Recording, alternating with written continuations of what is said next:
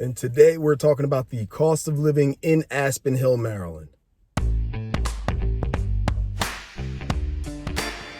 So if you've thought about being somewhere in the DMV that's going to be nice and close to a lot of different things, then Aspen Hill might be a great place for you to check out.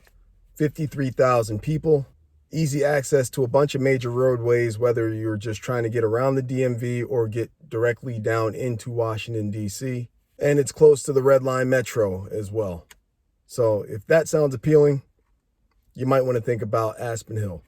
Time for niche.com rankings. Aspen Hill is the number 3 place when it comes to most diverse suburbs, number 3 when it comes to most diverse places, and the number 50 suburbs when it comes to best public schools. When it comes to transportation and access, you're going to have Georgia Ave and Connecticut Ave that both run right through Aspen Hill.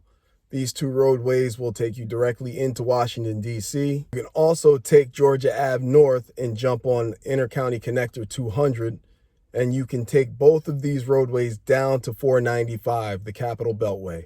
When it comes to public transit, you do have the ride-on bus system that takes you all throughout Montgomery County, and the closest metro is going to be the Glenmont station. That is the Red Line, and it's approximately about a 35-minute jaunt down to DuPont Circle, and based on what time of day it is, it can run you about $4 to $6. If it's one of those on peak hours, it's going to be closer to $6 for the ride, and if it's non-peak hours, those off-peak hours, it's probably going to be in that $3.50 to $4 range. When it comes to working, the median household income is just over $87,000, which is about $25,000 over the national average. The median individual income is at $34,000, which is a couple grand higher than the national average there.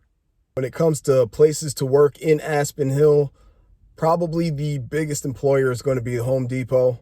But the one thing that is good with the location of Aspen Hill is you're in close proximity to Rockville, Silver Spring, Washington, D.C., obviously. So you're going to have plenty of options and plenty of ways to get to and from work if it's not right in Aspen Hill, based on all of the transportation roadways and also the public transit access that you do have there. When it comes to your grocery shopping, there are 2 giant food grocery stores. You have Aldi at Plaza del Mercado.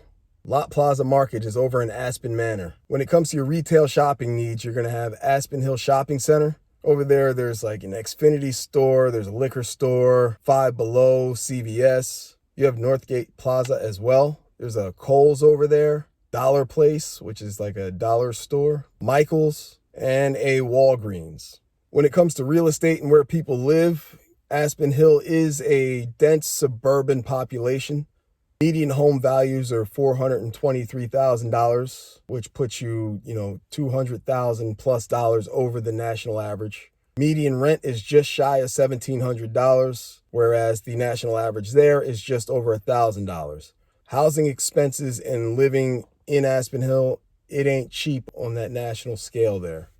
With that being the case, 66% of the residents in Aspen Hill are homeowners. Speaking of real estate, let's talk property taxes now. The average county tax rate is going to be 0.94%, with the average median household being in that $423,000 price range. Your average annual tax rates are going to be about $4,000 per year. These numbers are just fictional and made up, and I'm just utilizing the percentages and the averages here. So make sure before you purchase a house, you contact the tax assessor's office to see exactly what your tax rate would be on a property in Aspen Hill.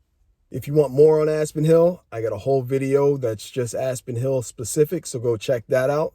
And stay tuned for more videos on Aspen Hill to come in the near future here.